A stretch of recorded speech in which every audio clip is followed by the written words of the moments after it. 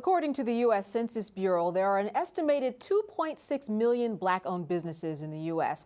Roughly 10%, or 260,000, are construction firms.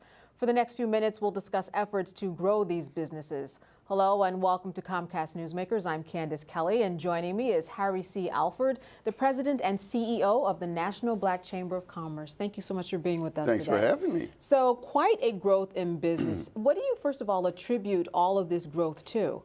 Well, let me start by saying in 1993, when Kay and I founded the National Black Chamber of Commerce, the Census Bureau said there were 300,000 black-owned businesses doing about $33 billion a year.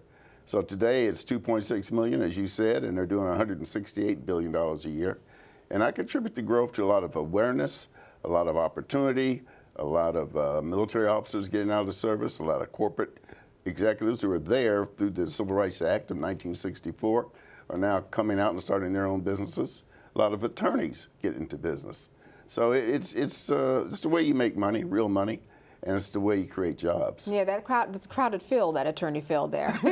When we talk about construction jobs specifically, though, what is it about that arena that's so attractive to people? Well, it's a job maker to begin with, and there's a lot of heritage from when we were slaves in the South.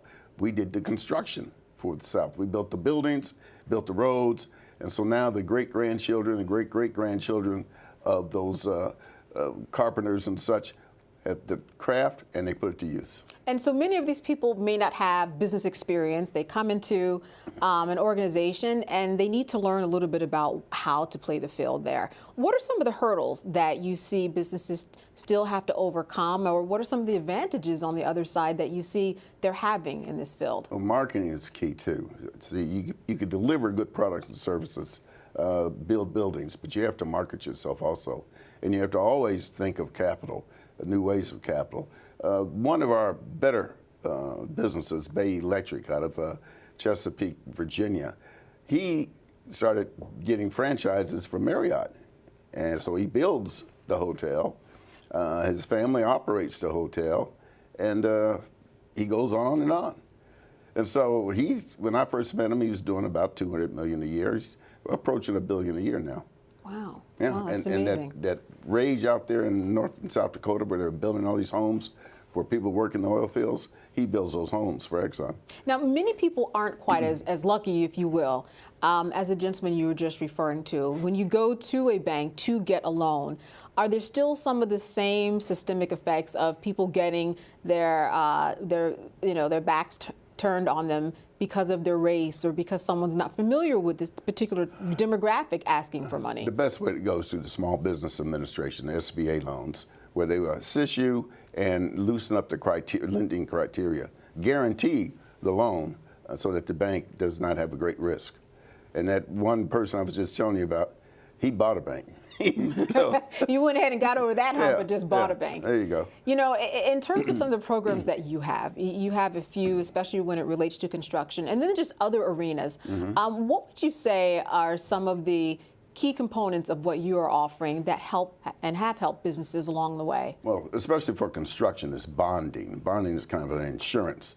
It's an insurance that says you will build what you say you're going to build. And for all public work, they demand a bond. Now, if you can't get that bond, you can't get the contract. And if your bonding level is too low, you can't get that contract. And if you want to bid, you have to have a bid bond, where a company says, yes, if he wins this bid, we will bond it for him. And the other is capital access. So we've got a bonding program that we're doing with the Surety and Fidelity Association of America, where we will give classes. It's an 8-course workshop where people learn the skills of estimating, of bidding, of business plans and what have you. 8 weeks, you do that course successfully, the bonding company will have another look at you. And they will give you more bonding allowance or get you some bonding allowance. Then we have a capital access plan that we're doing with J.P. Morgan Bank, where loans from $35,000 to $250,000, J.P. Morgan has an African-American small business lending program. And it's kicking off in Los Angeles, Chicago and New York now, and soon it will be national. And we're going to share that with our federation. All right, so people can learn the ropes and get on in there and make sure that their business grows even more. I want to Sure. thank you so much for being with us today. Yeah, and let me say our Sure, go ahead, our throw it annual in. convention is July 20th to 23rd. Okay. In lovely New Orleans, Louisiana, at the Hilton Riverside. All right. You've got our website up there, I bet. We do. Okay. Sounds like a good time. I'm sure you'll have one. Good Well, to see thank you. Absolutely. Okay. Harry C. Alford, thanks again. And thank you for joining us for this edition of Comcast Newsmakers. I'm Candace Kelly.